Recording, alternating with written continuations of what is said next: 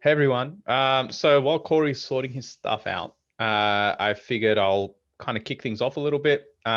Today's session, we're primarily focusing on tire kickers. So what are tire kickers? How to kind of minimize the time spent on tire kickers or slash wasted on tire kickers, and just run through a couple of different strategies and things like that. Does that sound like a cool topic? Everyone cool with that? Sounds good. Yes. Can you guys hear me okay? Can you see me okay? Yeah. Yeah, cool. All right. Corey's Well, quiet. hopefully Corey comes back soon because yeah, this is kind of his bag. But so look, tire kickers, just in case the terminology is like, what the hell is a tire kicker? Basically, back in the day, at car yards, a tire kicker would be someone who'd come in, no intention of buying a car, but they'll kick the tires a bit and talk and just act like they're interested, but go home without buying anything. Same thing happens in our businesses. So we get inquiries and the people have no interest in actually using us or paying us money for anything, but they'll just waste our time with talking about crap. They're the people that when you speak to them at the end of it, they're like, oh, cool. Yeah. So $100 okay? No, it's not okay. So there's a couple of things that I believe with tire kickers. And first and foremost is this happens in layers. So you avoid tire kickers by going through layers of roadblocks. So if you look at the traits of tire kickers, usually there's a couple of different things, right? And you got to figure out what they are for you as well. So there are people who are tire kickers for me that might not be tire kickers for someone else. So for me, tire kickers generally don't want to spend the money. They don't take their sites too seriously. They're just like, I just need a website. They may not already have a website. They're not really interested in doing any marketing. There's a couple of different things that kind of put someone in that category of being a tire kicker for me. So usually the first step is identifying what those traits are and what happens, when you get to the end of a meeting and realize they just wasted your time, what things made it so that they were wasting your time. A couple things that something that I may have missed actually is tire kickers as well. They're people who at the end of the conversation, like, oh, cool, I need to run this by my husband, wife, business partner, board, like whatever. It's like, hang on, or my boss. Even worse is they're finding out details for their boss. So it's like some secretary or a PA or a VA, and they're sitting there and you're talking to them as if they're a real client, and then it turns out that no, they're just getting some details and they're just going to chuck you over to their boss with a whole list of other people, and the boss is going to go, cool, that price looks right, let's talk to them. So identifying these things first before you start doing anything else. And then for me, there's a couple different things that I do. So number one is it starts with marketing, the way you position yourself on your website, on anything that you do to like advertise, or the way you position yourself with referral partners, the way you talk about your service. First and foremost, if you act like, hey, I work hourly and I do commodity-based stuff, like if you need a website, I can do a website. If you need this, I could do that. Then you're starting to kind of position yourself as everyone else. And then they're looking, when you're like everyone else, when you're a commodity like everyone else, people are comparing you on price. And that's essentially what tire kickers do primarily. They compare on price. How's that sound for everyone? Make sense? Any thoughts? Anyone want to add? I've got a whole list, but like I'd like to hear from other people too. And then, yeah, we can continue through the list. I think sometimes people just want to get a ballpark range of what to expect so they can put aside money for a website. And you have to figure out that's their motivation. And if you have price ranges on your website, that just deals with it without ever speaking to them. Yeah, I created a whole blog post on all the costs involved in building a website. So it kind of outlines everything just to give people a bit of an idea of what all goes into it. Nice. So, Yeah, we need people to know before you get to the proposal stage. Yes. Right. Definitely. No use writing a proposal, just give someone a ballpark figure. Yeah. Look, I'm a big believer in that if the first they hear of the price is in the proposal, you've done something wrong. Because usually if you're trying to position as premium, essentially, if you're not cheap, there's going to be an element of sticker shock. And so you want that sticker shock to happen earlier, which goes into one of my points is about the sales meeting. Let me just let Laura in. So in the sales meeting, kind of going through things and educating them on how it works, what goes into it, what your process is, how much it's going to cost. All those things will help then later when you tell them, hey, here's how much you're going to have to pay. Hey, Laura. Hey guys. So we're just talking about tire kickers. So basically time wasters who don't really want to buy. First thing we went through was positioning in your marketing. So making sure that the language you use on your site and in everything that you do is kind of, let's say, unappealing to the tire kickers. So you figure out what traits tire kickers have, what sort of things will push them away. Trish pointed out that putting your pricing on the website is actually a really good deterrent. So you can, a lot of them they're just looking for price ranges so they know what to expect. They're not really looking to buy. They just want to get an idea of what the damage is going to be. And so if you have your pricing on the website, they can do that without wasting your time. So that's really, really good. So, yeah, Sonia, sorry. Yeah, I hope you don't mind if I toss in a couple of things. So first of all, my approach is very, very different. I get very few tire kickers because I don't do a lot of advertising. I don't even use my website to try to get people. My website is there to kind of educate people or to keep them away, actually. Most of my clients come from connections in the industry. And when I first talk to somebody, the number one thing I want to find out is what they're trying to accomplish. And if somebody is kind of a tire kicker, I have to decide, are they a tire kicker permanently?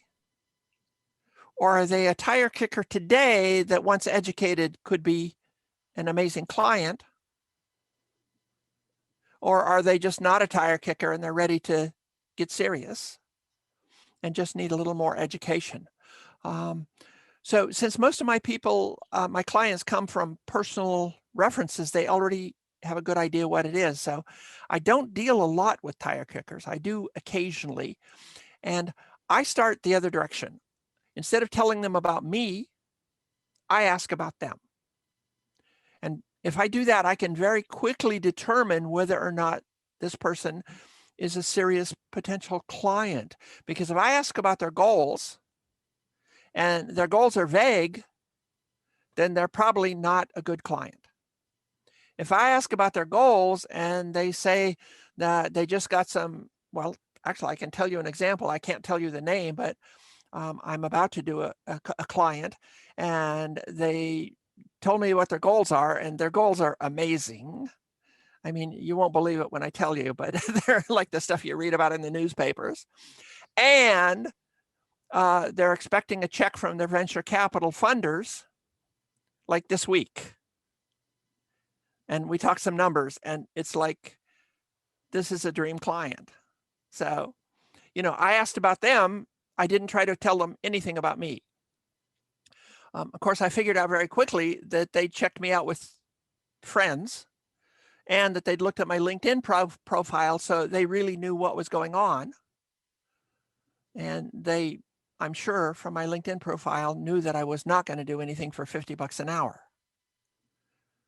So I guess the way I deal with tire kickers is just by not talking to them very much. I just they don't come through my pipeline because my pipeline comes from a complete different direction, if that makes sense. So basically the way you've marketed yourself, the way you've positioned yourself, which is actually what we're talking about, which is great, is kind of pushing away the people who would waste your time normally. So they not can attracting tell them. Yeah, exactly. So good marketing not only attracts your ideal client, but also repels people who aren't your ideal client, or who wouldn't be anywhere near your ideal client. So that's basically what you're doing. You've got good marketing in place, whether that's the connections you have with your referral partners, the way you position yourself on LinkedIn and things like that, where someone who does approach you knows that this is what I should expect.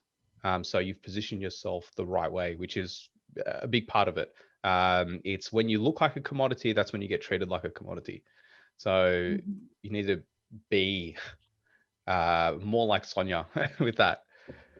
So I think we yep. should differentiate between the tire kickers who have just got the idea, oh, should do something with my website, and people are browsing and they're getting ideas and they're actually, planning on doing something about it soon. So if you can turn someone who's browsing into someone who you get to know, that's a good way to convert them. But if they're just tire kicking and just thinking about it in the future, if you have some kind of lead magnet for them, then maybe in future they will, build a relationship with you. Yeah, that's a really good point. So at any given time, there's like there's stats and all this stuff. Look, I don't know how accurate they are. They're just stats that have been floating around the internet for years now. But at any given time, 3% of people are actually looking to buy. Another 7% or so are potentially buyers, and then the rest aren't. And then you got the bottom 30% who will never buy, and then you got like 30% who kind of aren't far off. They're kind of in that research phase, and then like people in the mid. And so having different methods of capturing the audience, so having something for people who are ready to buy right now, and that's basically inquire now or contact me or whatever. Having something for people who are kind of more close but not that far, where it's like, okay, cool, they'd be happy to download something of yours and join a sequence or something like that potentially.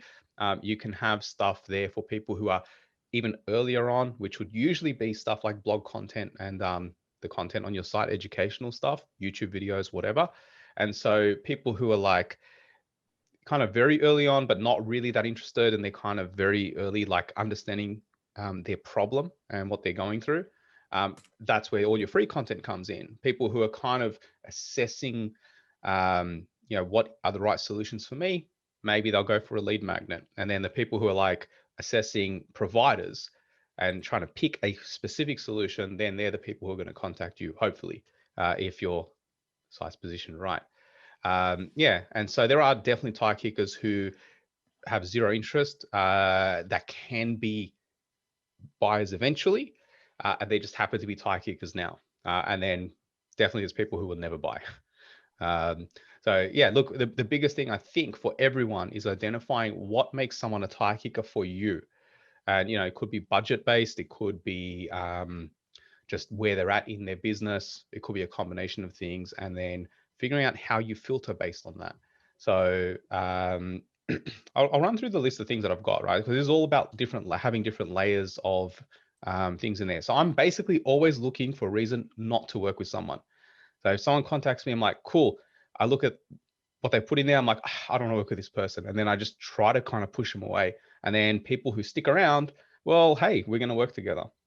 So it starts with the marketing that I do, the content on my site, the way I handle the inquiry process. There's like an intake form that I sometimes use for filtering. So the stuff that's in the intake form. So I see a lot of intake forms that have specific questions around what sort of designs do you like?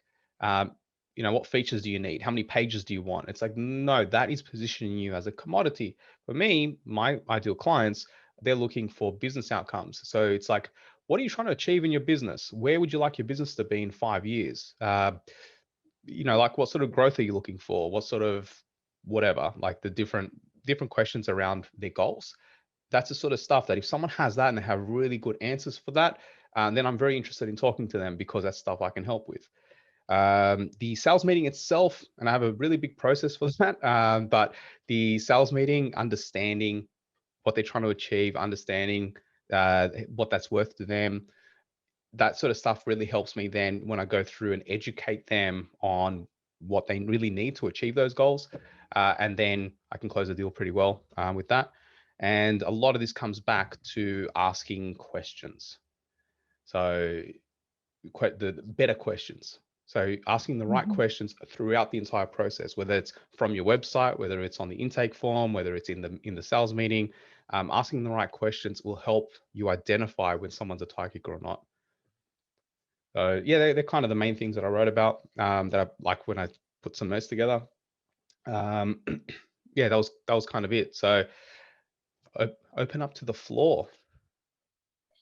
I think personality is a big one for me. I really need to think, can I get along with this person? Are they on my wavelength? Are they going to be fun to work with? Or are they going to tell me, do this, do that, push this pixel around? Now I want someone who like trusts me to just do my thing while they do their thing, pretty much. And they're out there and they all come from the right referrals. So I know from who's referring whether they're going to be my kind of person or not. Because there's nothing worse than getting into a project that drags on forever with someone you hate. Yeah. Sorry, just realized I was muted. Adrian, Hey, g'day. How how are you you? going, buddy? Good. Yeah, expanding on what Trish said, that's something that I often fall into is when I feel like I can pick up on if someone's going to be a good fit personality-wise within 2 minutes. But somehow I still end up with those projects where you're like, well, I knew this person was going to be hard to work with. So yeah, it's just being honest with yourself about not just being attached. There's something in Nick in your sober helping course that was just really struck a chord, was about not being so attached to the outcome of winning the sale. You know, it's like every project you don't need to win every project, and it's, you know, there's so much more that makes something a success than just getting money for doing stuff. So Yeah, dude, there's a definite in the web industry specifically, there's this, it seems like, especially when you're active in the groups, there's this massive scarcity approach to everything, and everyone's just desperate to win work. And one thing I've realized over the years is there's no shortage of work out there. It's just sometimes it feels like you're not getting any leads, and that means I need to do more in marketing. But you know, working with someone who's the wrong client, and I've done this so many times, and it isn't necessarily that they're bad clients specifically. They're not you know, disrespectful, they're not rude, they're not pushy, they're not trying to treat me like a commodity or anything like that. These are people who treat me right, but the projects themselves are stuff I don't give a shit about. You know, if I take on like a massive membership site and the core objective is making a really smooth membership experience, that's not really tied into stuff I care about. I care about more the marketing aspect of things, not building stuff. Like, I get really bored very, very quickly. So if a project drags on, I'm like, kill me now, please. Someone take over this. I'm facing that right now with a project that's been going forever. And it's just the brochure site, but it's like a kind of a big one. And it's a real pain. So identifying, sometimes it's like, this could be a great project, but not a great project for me. And being willing to say no to that, it's super helpful. And I had an inquiry from like a utilities place, like the water, Sydney Water, basically. So they manage all the water for, I think it's pretty much my state. And so someone involved with that contacted me, and they wanted this surveying stuff built and all this stuff. And I went, man, this could be a huge project, but I like the idea of it is depressing me already. Like, I know this is going to tie me up for like 6 months, maybe a year. And so I just referred it on to a friend who was like absolutely chuffed, because that's exactly the type of stuff they want to deal with. And so they ended up getting this, like, well, actually, I don't think they won it, but they got the opportunity to get a big project. They would have been perfect for them, would have been horrible for me. If I wanted to, I probably could have tried to do some sort of referral fee, but I don't really care. You know, I make money from what I do, so I'm not desperate for referral fees. But like, that was a situation where if I tried for it and I got it, I would have hated life. It would have been terrible. And I knew, you know, and it was just having the courage to say, you know what, this isn't right for me. And that's hard, because when all you see around you is people talking about how much they're struggling and how much they don't have work, and how they need to win this job, and they're asking, how do I win this deal? How do I close this deal? Or they're asking this, how do I do it? I need to get this client. You're like, Like, no. And so you feel a bit scared that, hey, maybe there isn't enough work. But having the courage to say no to work, having the courage to knock back stuff that isn't right, whether it's a bad client or a bad job, is a real game changer. And also when you do that, you end up not wasting the time on it. And the time wasting is the big part, because you go for a project and you think about the sales meetings, you think about the proposal, think about following up, think about the mental weight that it brings on, the mental load you allocate towards thinking about it. And then if you don't get it, you're like, oh, why didn't I get it? And you worry about it and you think about it, you stress about it. Meanwhile, you could have just passed it on and then moved on and done either some marketing activity or spoke to another lead or done some work, and you would have actually made more money. So yeah, it's that having that courage, I guess, to go, yeah, you know what, it doesn't matter, I don't need this. So if I get it, if I want it and I get it, fantastic. If I don't get it, fine. If I don't want it, I don't need it. And yeah, it's sometimes I worry a little bit about, like, do I sound like I'm an entitled, speaking from a place of privilege to be able to knock back jobs. But I've knocked back jobs when I haven't had money, because I knew that it would have been painful for me to deal with it. And I would have, the desperation for money wasn't greater than my mental health. So yeah, just random ramblings from Nick. I think, Nick, that you've made some awesome points. And I think courage is one way. 10 years ago, when I first did websites and decided I was going to start doing websites, because I used to do something completely different in Silicon Valley. But when I decided I wanted to start doing websites as a new business of my own, I felt exactly that way. I mean, like, I wanted to win every deal, and I won a couple I shouldn't have. As a matter of fact, I just fired the last one. That initial batch of clients I got were like 100% horrible. And I finally got rid of the last one. I mean, I really believe in and love their cause, but they're a nonprofit. And what they do is fantastic, but they're a bunch of jackasses. Nonprofits, I think, foster an attitude of like, we don't get paid, so why should you? If that makes sense? It does. It does. I've encountered a few of those too. Yeah. Not fun. But over time, my attitude has completely changed, and I don't even think of it as courage. I actually get excited about turning away clients. I take great joy, and for a couple of reasons. First of all, I want to pick what I want to do, and I can afford to do that. I mean, I paid off my whole house. I paid it off prematurely, early. So I don't care, right? And the second is, like, a lot of the time when I turn something away, I get to give it to a friend. I get to help out a friend or a colleague, and that's exciting. I like sharing. I love helping other people out. So my goal by the end of this year is to turn away 75% of the calls that I get. And even there, like I said, because of my funnel, the calls that I get are mostly highly qualified, right? But what I want to do also, though, is ask another question, because, we talked about how we get clients, how we get leads and everything. And I'm wondering how many people understand what a funnel is, like when it's not some software package you buy, like a real funnel. Like, funnels existed long before people started selling you funnels. So how many people understand what a real funnel is? It's actually surprisingly few.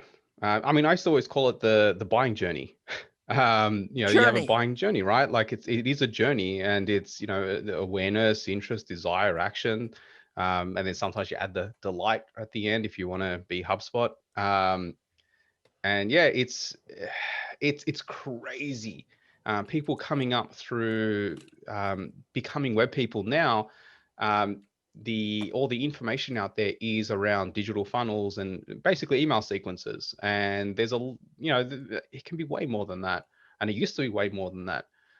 So yeah, it's crazy. Like learning, guys, just as a general tip, learning is good. The more you learn, the better your life goes usually. The more you have when you work with clients, the better results you can achieve. I got very lucky in that I used to do accounting, and when I was doing accounting, I worked with heaps of businesses, and I was advising, I was looking at their accounts, looking how they worked. Then I moved into a sales role within an accounting place, and I spoke to probably a couple of thousand businesses around how they did things. And I was really curious about stuff like how they grew and everything like that. And then I grew that business too. And so I have a lot of exposure to different businesses and how they work, and sales and marketing and all that stuff. And so that knowledge is really useful. And then continue to try to learn new stuff, and always reading about how stuff happens in marketing land. You encounter a lot of douchebags. Just as a warning, there's a lot of self-proclaimed experts and gurus, but you learn a lot and you start to identify all this stuff and how things kind of fit together. And then that makes it so that when you do something, you're like, hey, this is how it should be, which is yeah, really, really helpful. So I'm really interested in the people who haven't spoken yet and their thoughts on tire kickers, and how they encounter them, what they do to deal with them, or any problems they have with tire kickers repeatedly. Anyone keen to chat? Karen? Let me unmute myself. Nice. How I deal with tire kickers, kind of like how you guys have already discussed, like making sure that I am asking really great questions, not really coming from the position of deliverable oriented type conversations, at least not at that initial discussion, but really diving deep into the goals. And being more clear about who it is I like to work with. So what stage they are in their business, what are like some of the important next steps they want to take within their business is really important for me to know. So if somebody is coming to me brand new, it's most likely not somebody that I ideally would want to work with, like brand new in business, just because when you're first starting out, you have so many different ideas and things change so much. And so just kind of investing a whole lot into that type of a situation is not always the best idea. So I try to make that very clear. And that's usually through like content that I'm doing. So like my marketing, I do a lot of content marketing, conversations with other creatives and things like that. So that's really important. I think it's important when people first reach out to you that they kind of have an idea of like how you are and how you like to work and some of the expectations you have for your own business.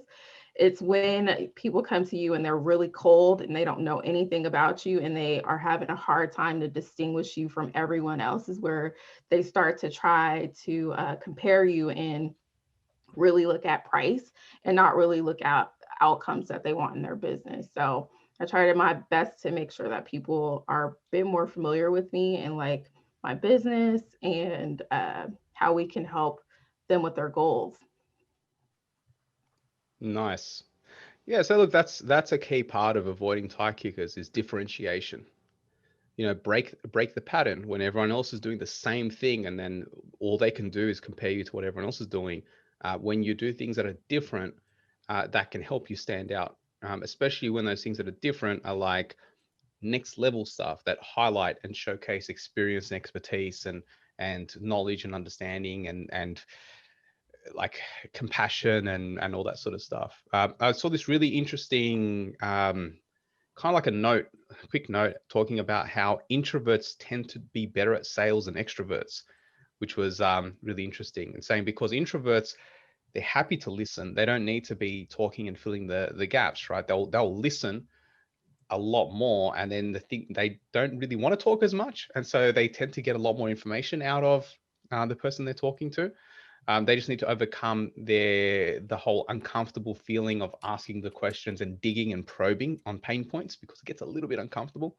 But yeah, that's really, really interesting. And what's great, we've also got Corey back. Hey, Corey. Yeah.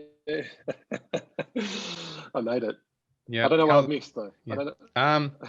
Well, basically, so we ran through tire kickers, what they are, kind of a little bit about identifying tire kickers and the importance of identifying what a tire kicker is for you in your business. Because like for me, for example, I don't really work with new businesses, but for other people that might be their perfect client. So, I'm asking questions to make sure that they're not new. And for someone else, you wouldn't want to ask those questions. You want to ask questions to make sure they are new. So about positioning on the website, handling inquiries, potentially even intake forms, differentiation, asking better questions, stuff like that. Was there anything, I guess, that you wanted to stress? I mean, definitely positioning. So positioning, I think, for tire kickers, that's only one thing that positioning will help you with. Obviously, it helps in all aspects of what you do. But I think with tire kickers, and this is essentially all I'm sure you've all talked about, is that we often see barriers as a bad thing. That businesses don't want barriers in the way, but in relation to tire kickers, they're actually essential to sort of help you, I guess, weed out those people. So yeah, I mean, I presume that's what you've been through, like, creating barriers of some form of, even if it's just mentioning price, points on your website, or having, the old budget sniffer and a drop down on your, what is your budget on your contact form, for example. Yeah, so any of that sort of stuff really is hugely essential to I guess, stop you wasting time. And that's the thing with tire kickers, isn't it? That I mean, I don't know if you've talked about this, but there's two aspects of what sort of happens when you deal with a tire kicker. Is there's like an actual cost to your business in the actual time that you spend, but there is, most of the time, if you're human, there's like an emotional drain that they cause, and that's like just not fair. You can get excited about projects that you never had a chance to get, or yes, I don't know if any of you have sort of talked about that sort of stuff at all.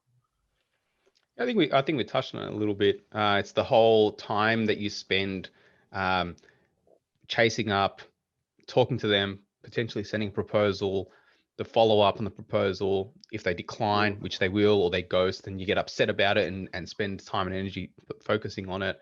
And meanwhile, you didn't really have a shot anyway because they weren't that interested. I've had even like recently, I've had people want me to send a proposal where it was really clear that they weren't super interested, and it's like, well, no, I'm not going to send you a proposal. And they're like, well, why not? Because it's a waste of my time. I'll send you an email with like a rough idea, and if you're interested, then we can talk more. And of course, they never reply. So there you go, time saved. Yeah, that's why I never do a request for proposal. They're just looking for a couple more quotes to be able to show their board so that they've got 3 quotes. Yeah, something really around that, because that's often when you see that, right? When it's something like a council or a charity or a not-for-profit, and they have a board and they have a policy around minimum amounts of quotes. And then, like I said, they need 3. It's always 3, right? Yeah. And the thing that you can do with that, and I've done this quite successfully, is to just, like, if you know that you're talking to someone like a council or not-for-profit, is be 100% super blunt. And I've done this and it works. And you can say to people, look, I understand that you need to get 3 quotes. Do you have a preferred supplier? Like, is there actually a chance of me getting this? Because I can knock up a quote for you in 5 minutes and just so you've got the boxes ticked. Or if I've got a chance, like, let me know, I'll come in and talk to you about this sort of stuff, and we'll have a real conversation. And then you can start asking. So you can flip the script a little bit on that. And that's something that I've done, and it has worked. And people, if I go back to, sorry, I'm all over the place, but I don't know what you've been talking about, but if I sort of think back to where I got this idea from, it's Win Without Pitching. And Blair Enns talks about essentially the inside track, and that when you're talking to someone before you do a proposal, it's normally won or lost before you actually do the documentation. We kind of spoke about this last week when we talked about proposals. And so what you're trying to do before you get to that chance, before you get to writing the proposal, is to give yourself a chance to get that inside track. And so, yeah, trying to flip the switch on that can really be good. And people will, no one's ever said to me, oh, no, you know what? I am just after 3 quotes. So can you knock something together? but I think it really changes the way that they see who you are. So yeah, that's just a thought around that. But in general, I'm with you, Trish. I'm not for RFPs. That, but that's a thing to try out if you're in that situation. Yeah. One thing that I've always I kind of realized that I always need to have answered before I'm willing to progress in like an actual get to proposal or whatever, is like I kind of need a 3 main questions answered. Like, why this? Like, why are we doing this?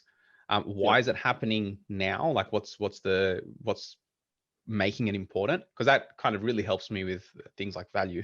And then why me specifically? Like, why would they use me over someone else? Because if I don't have a clear like why me, then it's kind of a waste of my time. It's like, okay, well, I know I'm going to charge more because I'm not like, I'm pretty upfront. I really don't like working. So for me to work, I need to charge a lot of money. So I know I'm probably going to be more expensive than the average. Not as expensive as the top people in the industry, but definitely more expensive than the average. And so if there's no clear reason to use me, then I'm probably it's not worth my time to even get involved and quote, because if anyone can do it, then someone else will do it who's cheaper. So why this? Like, why do they need this? Like, I needed to have an impact. Why now? Like, I need this to be something that is important to them to change. And then why me specifically? So if I've got those 3 things clear, then yeah, it's worth me doing a proposal and progressing.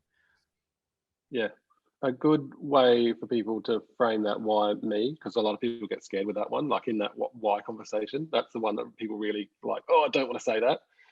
Especially if you start to compare yourself to Fiverr or to other expensive, people.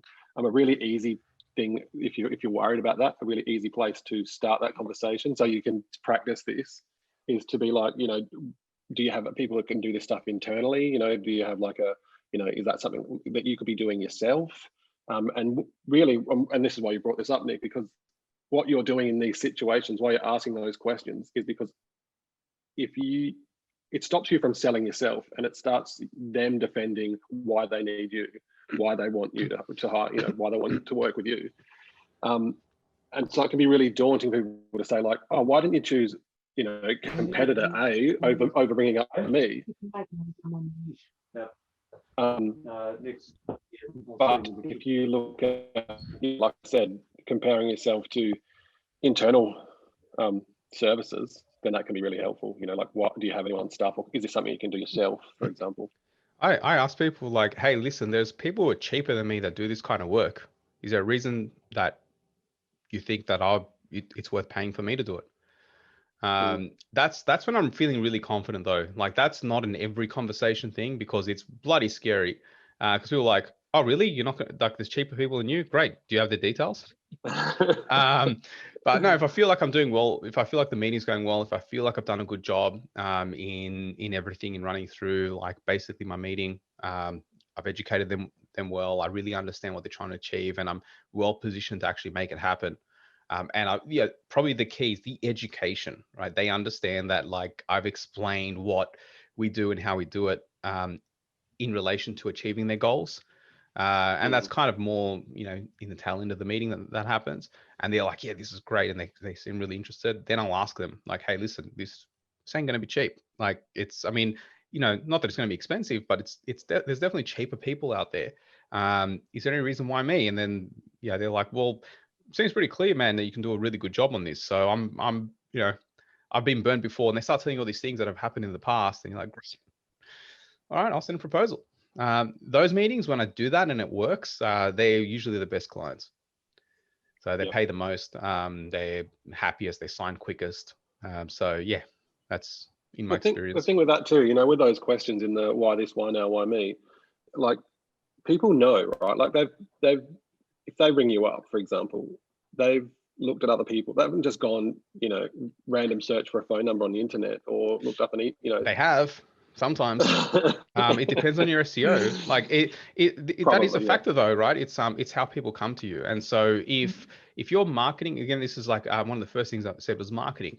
If your marketing is general and broad, then if you ask that question early, it's pointless. You're not going to get a quality answer. They're going to be like, oh, so why me? And then it's like, well, I Googled and you came up in the top 3 or 5 or 10 or whatever. So I just I thought I'd call because you seem like you're local. It's a kind of a shit answer. But after you actually go through things and you understand and you educate, then when you ask that question, if you ask that question, or even in a triage call, like in a 10-minute intro call, when you start asking them questions, and then you say, look, is there any reason why it's worth talking to me? Then maybe you might get a bit more quality. But if you ask it early, definitely not gonna, depending on how they come to you. Like in your case, Corey, you're getting referrals from developers, land developers, who have seen your work with someone else. Did he disappear? I think he disappeared. Well, so let me explain what Corey does. So Corey is known for land developments. And so he has land developers reaching out to him because they've seen his work. They've encountered, someone else, another developer who's bragged about him.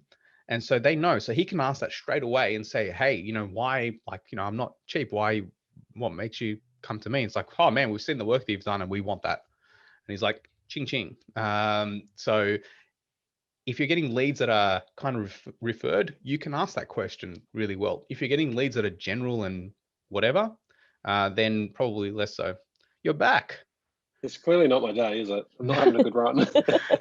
I was just saying how, if you get a lot of referrals from developers and they're coming to you, and then you can ask that early because of the positioning you have. Yes. They know that you're really good. And so, we've spoken about this before where you said, why me? And they're like, man, we've seen your work and we want it. They're like, great, please sign on the dotted line. Thank you. Very different if you're just general, if you're not specific, if you're not really specialized, if you're general and broad and your marketing is for kind of everyone and you're getting general crappy leads. Like I do get, because my only real ranking is local. And so sometimes I get some decent inquiries, but rare. Usually they're really like people starting out, people who have no money, kind of crappy. And so my thing is just filtering them out as quick as possible. And anyone who progresses past the initial filtering, that's when I start, getting into education. Then I start asking why would you use me over someone else? But it's not something I ask too early with those guys. So it is a case of a little bit of identifying when you can kind of get into that realm. Like even if it's just you knowing, based on what they've said, like you knowing why they should be using you over someone else without being deluded. Like there are a lot of people who are friggin' delusional about how good they are. So quality isn't a thing that you ever use as a differentiator, because everyone has quality or everyone sells quality. So even if you think that you do good work, you can't be like, well, I do better work than everyone else, because the client doesn't know that. The big one I think around that is, and this is something, as I do a lot of branding with people, no one wants to say that they're cheap or expensive. Everyone likes to say that they're affordable. And everything needs to be affordable. It's like comparatively, isn't it? Like, you'll buy an expensive, I don't know, bottle of wine because what you get from it, or you could buy a cheap one. They're both affordable depending on what value you get from it, right? Like so affordable is just such a cop out sort of thing. So just like good quality. That's just exactly like quality, what I'm saying. For like, if anyone's interested in more on that whole quality thing as a differentiator, look at This Is Marketing. Read This Is Marketing by Seth Godin, where he specifically talks about it, where it's like, airplanes, like they used to crash a lot. And so quality back then was kind of a thing. Now you can't really use quality as a differentiator if you're selling planes, because like they don't crash, like crashing is rare. Maybe if you're Malaysian Airways or whatever they're called, then that's kind of a thing they should be looking at. But so quality isn't a real differentiator anymore. So you need to figure out what yours is. Anyway. Something that's probably worth trying to touch on a little bit around the Tyre Kickers thing is, I mean, we've sort of spoken about, I missed the whole stuff around identifying them, but I have my own ideas around that, and I'm sure that the stuff that you guys have talked about already. Then there's, you know, that stuff we've talked about, like barriers and positioning, and probably what a good thing to talk about is what you do when someone actually makes it through the barrier, but they're still a Tyre kicker. You've identified they're a red flag. You don't want to work with them. Like, how you actually get rid of them. Like, what do you know, what language do you use to kind of make them go away? I'm actually really good at this. Well, good. I mean, for me, Yeah. I generally, my go-to is just essentially saying that I'm not a good fit, and that I do know someone that can help them, and if they're interested, you know, I can send them something. What I try and do in that situation is explain why I'm not a good fit. You know, maybe you say, I specifically work on this, or you know, I work within these price points, and that does what you're trying to do there is two things. One, again, reposition yourself so that person understands who you are, and then help them. So you're still finding them a solution, like go work with these people. So you've helped them, right? They rung up to get help. You've gone and given them the help.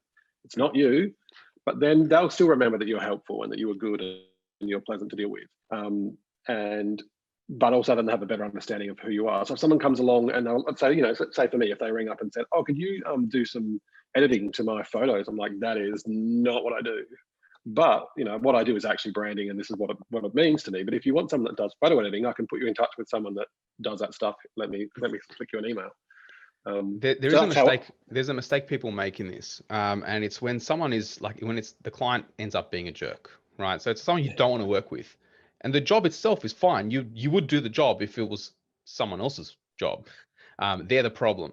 And so what people do is they make up excuses for why they don't want to work with them, and they'll say stuff like capacity. They'll try like, it's not a good fit or whatever. If you just say it's like, I don't think we're a good fit, you're telling the person that I don't like you, right? That's how they're going to take it. Then they're going to say either you're incompetent or you don't like me, or it's a personality thing, and they're not going to like you, and that's going to cause issues for you later potentially, right? They could come back to bite you in the ass later. So the biggest thing is identifying the reason why you don't want to work with them, and always positioning it as helpful, that I'm helping you by not working with you. So I've done things like, look, I think based on like, so a client who was really like constant with their communication, and I don't like talking to people like normally, let alone like when it's a client chasing me up for crap.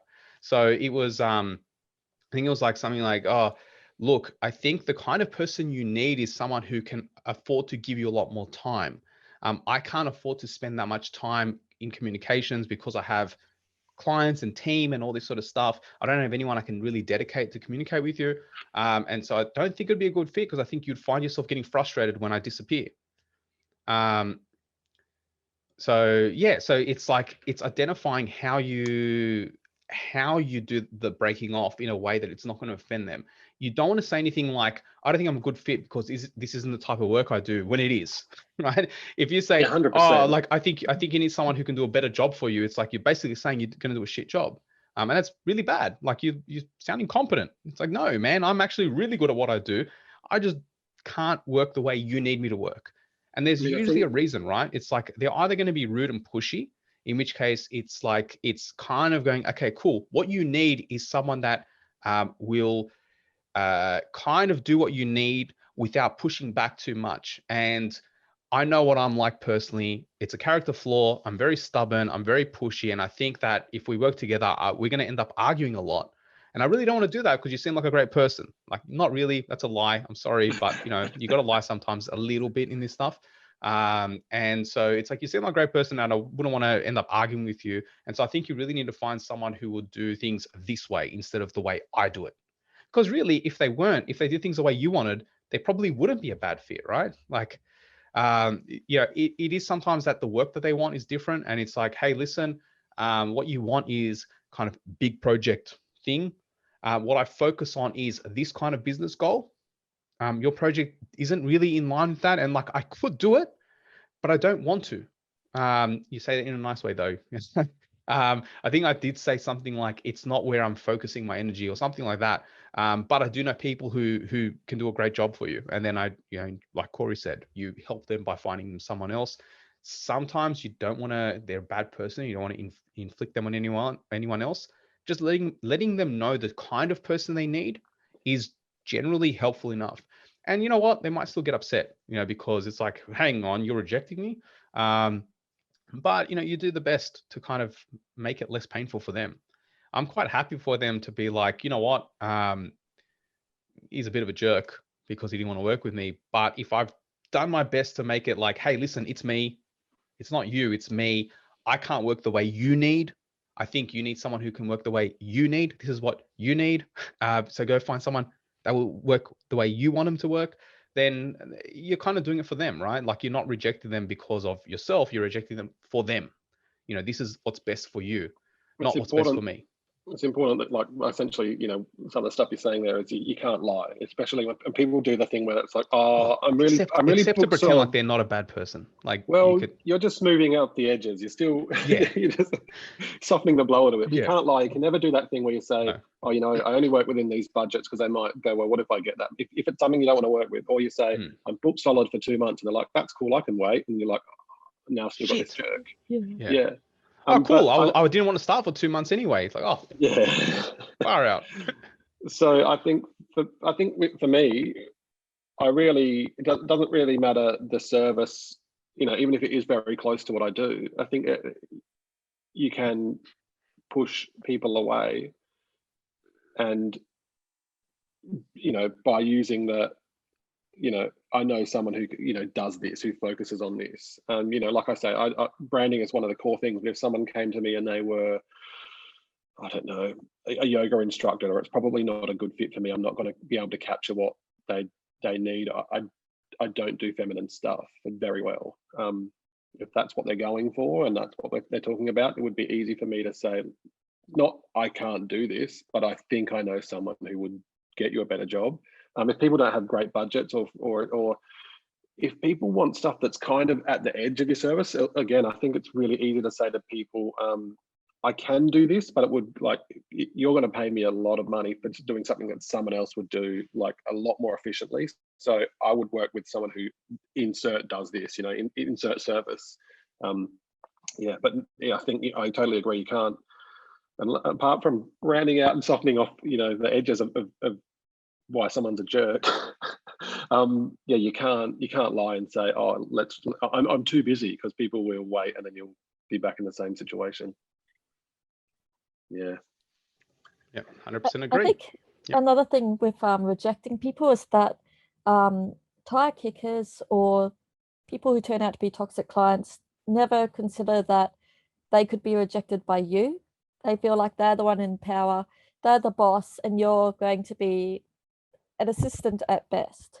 What I look for is someone who wants me as their partner, because I care about their website better than I care about my own. And I care if something's wrong with their website. They need to see me as their equal, or they're equal but an expert in what I do. Not an assistant who they boss around. So if anything, I should be the one telling them, you need this, this, and this, not them saying, I don't like that shade. I need a different shade of red. No, not that shade. A bit happier red, or something ridiculous, So the power dynamic is something that can make someone a jerk if they just want to micromanage you. And the sooner you figure that out, the better. But I don't normally get to that stage, because my intake form, I call it a website project planner. It's long and it's detailed and it has lots of conditionals. And if they get through that, then I know they're going to give me content and they're going to respond, and they can write in proper sentences and communicate by email the way that I like to communicate. So I very rarely have to turn down someone after that. Normally they just weed themselves out when they see that and they think, oh, I can't be bothered, or I just want someone who I can call the shots with. Yep. And I presume you've spoken about that, like we talked about barriers. I've been dropping in and out, as you know, but I presume you've sort of spoken about like that with forms already.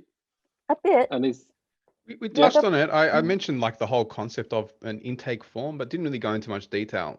So it's the trick with intake forms is, again, it comes back to identifying like what your deal breakers are, like what is a bad client for you, and then making sure that your intake form will do the filtering. So for example, like money is, right? Like them having money, but I don't like the budget question, because the budget question, that's based on their perceived value. And so, someone might say, well, my budget's $4,000, but they're quite happy to spend 20 if it's a real quality solution. So on one hand, you've got, if someone's mentally looking at $4,000, that usually they're not going to be the kind of happy to go to 20. I like people who are a bit more knowledgeable about the how important the website is to them. Like that is big. When they've got the big goals, when they've kind of got the, like, this is what I'm trying to achieve, this is what my website does. So my questions usually aren't budget specifically. My questions are, who does have budget? What criteria, what characteristics do they normally have, right? So they're going to be able to talk about their website. Usually they're going to be able to talk about where they are in the market, usually, not always, but usually. And so if I'm using an intake form, my intake form doesn't ask about budget. It asks those questions, and then I judge based on the quality of their answers. So if they're using one-word answers for stuff, it's like, you know what, you don't care enough to fill in a bloody form. And my intake form isn't long. So it's like, if you don't care enough to fill in this basic form, I'm not going to care enough to have a sales meeting with you. I'm just going to tell you, look, man, it's, I kind of work with people who want to achieve bigger things. And based on the answers, I think you just kind of want a website, and so there's people who are cheaper than me who do that. And so just go on Fiverr, you piece of shit. Sorry. But that's kind of can I give, yes. Yeah, the flip side to that, and I don't think one is greater than the other. I definitely think that that sort of barrier in the form of a form is great. It definitely works, but it is sort of worth pointing out that you don't have to do that. For me personally, I don't really have that as a barrier for me. I had used that approach in the past. I've moved to focusing much more on positioning myself and getting a good idea, trying to make it so the client has a really good idea of who I am, who I work with, and more importantly, who I don't work with. So trying to identify like the people that aren't a good fit. And then I'd rather talk to someone on the phone, or have them reach out and get in touch with me. And then what I can do is very quickly, I can ask them what have they, what they've seen on my website. Like, have you've seen the pricing page, or have you seen like the, this, and that works for me. And then I can sort of weed them out in the conversation. So that is a harder thing for some people to do. And I think if you're not great at that, like that's when you're risking bringing in problem clients. And I mean, you can, and also the other thing too is you can do a combination of two, right? Like you can have a contact form that does some of that for you and weeds people out to a point, or makes them understand again who you are and positions you in that form, but isn't like an hour's work. Although that is a really good thing, because again, if you understand who your client is, straight away that if they're not going to do that work, then they might be a problem for you. But the clients that I specifically have, they don't. That's not really how it works for a lot of my clients. Like they can be time poor people, and I'll hire copywriters and stuff for them. We don't need to. I'm not expecting them to get content and things like that. So it does depend on. But yeah, I've just wanted to point out that I guess there is two ways of approaching this. The conversation is one, but you need to have some sort of positioning there to make sure people understand who the hell you are and who the hell they should be before they pick up the phone or email you. And it is risky if you don't do that. My intake form is literally something that I use only when I get an inquiry from someone that I suspect is going to be shit. Then it's like, cool, thanks for contacting me. Can you please fill out this form before we talk? And then they fill in the form. And then the form usually a great approach. Yeah. Yeah, the form usually confirms my gut anyway. I have had people come through the form and be like, "Oh, that's actually seems like a decent enough project," and then I'll speak to them with a bit more respect than I would have given them otherwise. No, treat everyone with respect, kids. That's an important lesson. Yeah, so my intake form is more like when I think they're going to be bad. I'm not doing the best job of positioning on my site, mostly because I don't have time to spend on my site. Like I'm busy with all these other things, and I really want to spend some energy on updating that. But you know, it's I'm good at the talky stuff with clients. So you know, I prefer to have like a 5-10 minute conversation, and then I can kind of get a vibe based on, you know, are they going to be worth talking to or not, and then do the sales meeting. And the sales meeting is, you know, for people who I think would be worth talking to. Then I'll do a proper sales meeting. I do reject a lot of people who contact me. Not reject sounds terrible, but you know, I don't progress to a sales call with many people. The people I do, I usually convert pretty well, if I've gone through that process. And that is a case of just me being very protective of my sales meeting time. If I was to do a sales meeting with everyone, which I did, like not in this business, in a previous business, anyone who contacted, I would book a sales meeting with, you know, and in person if they're in Sydney. And so you can imagine my entire week was me traveling to different meetings with people who are pieces of crap, who like, you know, I'll tell you now, that teaches you how to run a sales meeting pretty quickly. And so yeah, then I started getting a bit more protective and of my time. Then I stopped doing in-person meetings and switched to just calls. This was before like Zoom was a real thing. And yeah, it's definitely coming up with your process of doing the filtering. You know, whether you're using forms, for some people, they really like the forms and they'll have forms for like, you know, for intake / project inquiry. They'll have one for project commencement. They'll have some for like content. And so they'll have different forms and they just use the forms and it works for them. Some people don't use forms at all and they're just on the phone. Some people use a mix, and it's just identifying your process and what works. Like I know me, I don't like using forms. Like I don't like to fill in forms. If someone points me to a form and the form takes a while, I start getting a bit annoyed with it. And then my answers will get shorter because I'm like, this is, what the hell, man? Just talk to me. You know, but like it also depends on how much I want to work with them too. If I really want to work with someone, I'll do it. And so it can be a good filter if you have reputation, if you have, if you're really known in an industry as being a specialist. Then if you really want to, yeah, sure, you have the form and people will do it. And then you know that the people who do it are the people who really want to work with you, because they're willing to fill out forms, especially if they have quality answers. And I think that's a big factor as well, is what are the quality of the answers? Unless, like Corey knows, like developers, a lot of developers, they're not going to give you quality answers. They're going to give you one-word answers because they're like, why are you wasting my time, man? I just want a website. But they're willing to pay top dollar for that website. So it's, you know, it is a big thing about, like, number one, you and how you like to work, but also the potential client and how they like to do things. Because the advice that I might give for the people I normally deal with might not work for your audience. Like Corey knows, like the way I do things potentially wouldn't work for his audience. I would adapt based on, you know, developers contacting me all the time because I know how they work. So it's not as good for the, you know, typical small businesses that, you know, small to medium businesses that I work with. So it also depends too on what the questions on the form are. People love talking about themselves and they love talking about things they really care about. So if you're asking questions about their business, and if they really love their business, then they could probably fill out forms all day saying how, you know, how much they want to do this and that and what their goals are. If they don't really feel invested in their business and their website, then how am I going to feel invested in their website? So that's one reason why I like the forms.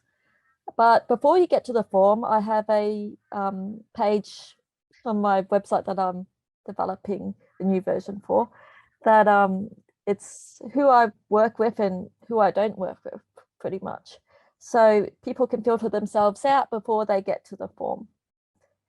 And my form also doesn't start with budget. It starts with what are your goals? What's the reason why you want a website? So once they know why, then the budget thing becomes clearer for them. Yeah. I think I made my You- point. Yeah, you actually raise a really good point about content. And so there's a book, but let me see this flips. Let me flip my video. Hang on. Video No, settings. that's the right way around. It's the right Is way it? around. Are you guys seeing it right? Yeah. Mhm. It's I backwards just in my did one. their 90-day challenge. Yeah. So Content Fortress. It's by there you go. Two people I know. It's Martin and Lindsay, and they do a lot of content writing. They've done a lot of content writing, and they're saying that they push the whole. It isn't just about attracting people; it's about repelling people, the wrong people. And so they talk about the kinds of content that you need, and it's like there's 9 different kinds. And so they're saying you craft this content for each different area. And you use that in your process. So when people contact you, you might have one about your pricing. You might have a piece of content around the kinds of people who shouldn't work with you and stuff like that to kind of go, hey, here's how this works. Here's how, here's if you're in this, you should basically get lost, stuff like that. And so you have for all the different areas of the process, you have content that you can use. And I'm not there yet with having enough content, but I have found that writing content does help. Like I had one conversation with someone, this was like an agency owner last week, and the topics they asked about that I had coincidentally written content about already. Things like budgets, things like something about people like online marketing douchebags, and I had written about this stuff, and so I was like, well, I feel like a wanker linking to my own content, but hey, here's like I wrote about this and here's my view. And then they read it and like, oh, it's really interesting. And then they talk about something else. It's like, oh, again, not trying to be a wanker, but here's some more content from me. Because it's cool. It saves you like explaining the whole thing again. So yeah, it's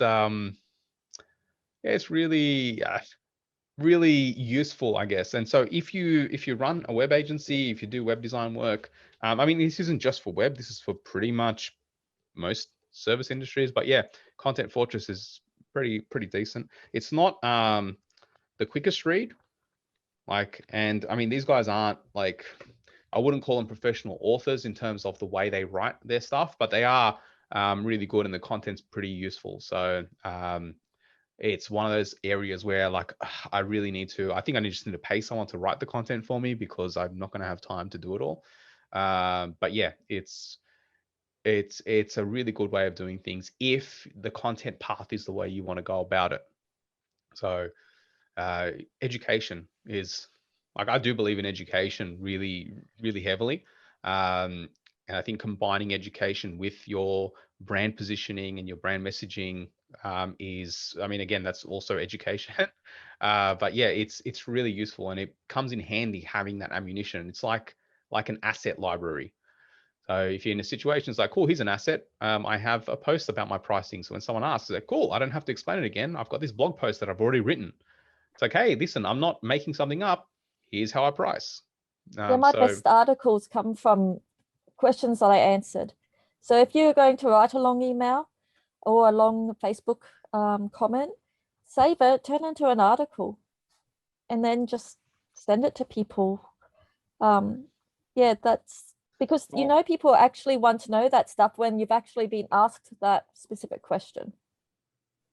I think we have a good idea for our next topic of conversation, which is probably around processes, because essentially that's a great way to sort of start making processes, is to do something once, save it, and make that a part of your go-to. So yeah, I love that idea. So very cool. Yeah, one answer could be, and I'm such a hypocrite because I don't do any of this, but one email answer can turn into an article, a video, a podcast, a bunch of tweets. There's just so much we can talk about with leveraging things that we've already got next fortnight. Yeah. Yep. Does anyone need to cover anything else? How are we going for thoughts? I was just going to say back to the Content Fortress book. I just did their 90-day content challenge. Yep. How'd you go? It was really good. I got like the last 2 weeks. I just with family, sick kids and stuff. I didn't manage to finish the last 2 weeks, but yeah, just the way they approach content and just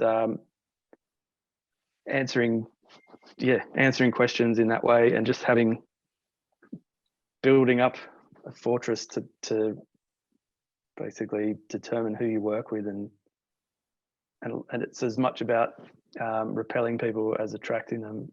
It's just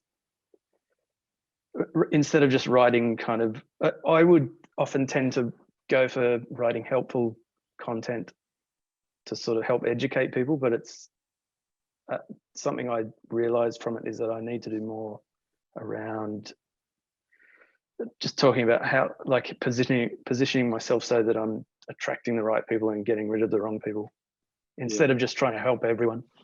But yeah, it was I haven't read the book yet, but if their membership is anything to go by, it would be a really good book. So it sounds like that is actually the theme of today's topic as well. Really like that. What you sort of described there, is all about positioning, and all about, like you said, repelling people as well as attracting them, which goes hand in hand with the topic of Tyre Kickers. So it's probably a go-to for people if they want more resources at the end of this to either check out that book or look at that 90-day challenge. I think it's starting up again, actually. That it only just finished like last week. So awesome. We'll get the link and stuff for that. You know them quite well, don't you, Nick? So we can give them a bit of a plug. Yeah. The friends. Yeah, we'll find. You can help you guys dig out the information. We'll post it in the group, and other people might get some good value out of it. Yeah. One of the content pieces I wrote was the about page on my web design website, and just rather than just listing a bunch of things about what you do, like, it's more about talking about who you work with and who you don't work with, and what and it's just making it really clear so that those people don't even contact you. Yep. It also builds respect too. When I say that I don't work with anyone who's trying to get rich quick overnight, and that I only work with people with integrity, who really believe in what they sell, that makes me look good too, because it shows that I don't work with just anyone. I have high quality clients, and then that makes them feel better as well. Ethical people want to work with ethical people. Yep. You guys talked a lot about, hi, by the way. Hi, you Trey. guys talked a lot. Hey, a lot about saying no to people and sort of repelling the people you don't want to work with, which I know is part of it. But honestly, like, each of you, how often would you say that happens for you, that you have to tell somebody no? Because honestly, I don't encounter that a whole lot. Yeah, so I mean, that's a good question. You probably jumped in when I basically said, hey, why don't we talk about what happens when people do get through your barriers? So really, for me, again, it doesn't happen a lot. And I've had problems with the internet and stuff today, and dropped out a few times, so I missed a lot myself. But really, the main stuff that we were trying to cover was, how to identify Tyre Kickers, but how you can stop them from getting in contact with you, through positioning yourself properly and through creating barriers. So you're right. For me, it's very rare that happens. But I still do get people that ring up that maybe are a little bit confused about the service, or there's stuff that I do, but generally as a part of a broader picture. Like, I had someone ring up, and they were using the word branding, but really what they wanted is some signage out the front. And it literally was like, I can do this, but you've got a brand already established. Just go to the sign people; they'll do a good job. You've got a style guide. You've got a brand. That's the stuff I want to help you with. So, you know, that stuff still happens to me a little bit, but not a hell of a lot. Okay. I've rejected the last 5 people that contacted me. Wow. Yeah, You're I just do a reject them. bitch. No, look, it's they're not right fits. Like, okay, so one, they wanted to add e-commerce to the website, and they had quotes already. So it's like, well, if you've got quotes already, go with one of them because I can guarantee you I'm going to be way more than they are. And they're like, oh, okay. Another one was a startup, and they had no business yet. Really, it was like they were starting out, and it was like, cool, how are you going to get clients? And like, are we, doesn't Facebook ads do that? I'm like, do you know anything about Facebook ads? No. Do you have budget? Do you have over $1,500 a month to spend? Like, no. Right. Cool. Like, how are you going to do Facebook ads? It's not that easy. You can't just say, hey, give me clients, Facebook, and they spit out clients to you. If it was that easy, I'd be fucking rich. So sorry for language. What else was there? There was one where this guy was like positioning as a builder and talking about building and stuff, but just really wasn't open with his numbers, how many people he speaks to. A bit of digging, realized he did like 2 projects that year. Meanwhile, he was pointing at another client I did, like a actually big builder who spent like 20 something grand on their site. Might have been 30 something. And so it's kind of like you're pointing at this, which is like a $30,000 project, and you're saying you want that, but you want it for a lot less. I don't think it's worth us talking because you're not going to be able to afford what I need to do. I can't cut corners to make this cheaper for you. I can recommend this instead, and here's a kind of a cheap option for you if you'd like. This is basically the cheapest thing that I can do for you that would kind of give you a degree of result until you have enough money to spend more. And then it ended up being, kind of a bit iffy on it. And I'm like, I'm not sending a proposal because like I can tell you're not going to do it. And so yeah, last 5 people that have contacted me, I haven't tried to take any further. So it happens to me a lot because the quality of leads I get isn't always great. But if I do get a good lead, then yeah, progress, and my close rate's like 90% from sales meetings. So it's like, Where are you getting your leads How are from, those? Nick? Yeah, leads. that's Cool. my So question. the bad ones are usually local search. There are the occasional referral. Yes. So yeah, people find me from links on client sites. So I have some client sites that are quite nice, and so people go on that and they go, oh, and they want that, and so they contact me. Sometimes they're great, sometimes they're terrible. I do get referrals, and some referral partners are amazing. Some referral partners are former clients, like clients who I've built sites for before. Usually if I built a site for them like 3 years ago or 2.5 years ago, the people they kick on like aren't great because they didn't spend a lot of money. And so the people that are coming don't want to spend a lot of money. But I have some referral partners that are amazing. Business coaches are great. There's an accountant who's quite good. So yeah, and so, some of the local search aren't bad. So yeah.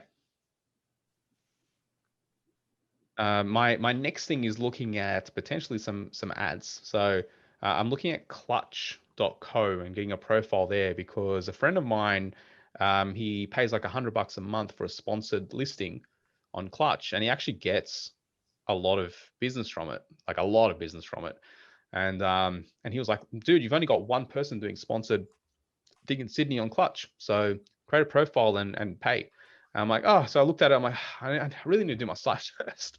I'm not hurting too badly at the moment, but I really need to work on my site and then do that. And that's probably going to be my next experiment for lead gen, because they rank. Like you look up web designers in Sydney, and they're like, I think in the top 2 or 3, and so worth giving that a shot. For relatively minimal amounts of money. I've thought about running ad campaigns like Google ads. I've thought about running Facebook campaigns, but I don't like Facebook for advertising. I think I need to put a lot more energy than I'm willing to put into it to do a campaign.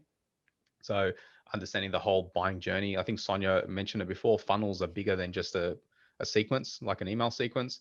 A lot of people don't understand that. And so it's getting them from the whole attention through to interest, through desire, through to action process, like getting them into my ecosystem. Yeah. So can I take a shot at answering Trey's question? Yes. Trey, I don't say no very much at all. And part of it is because of the way I get my leads. And the other part of it is because of my positioning in the market.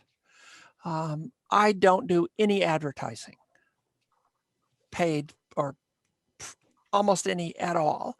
I don't do much marketing. My website, I don't do a lot with. I don't really position it to try to attract people. I don't even have a GMB. So most of my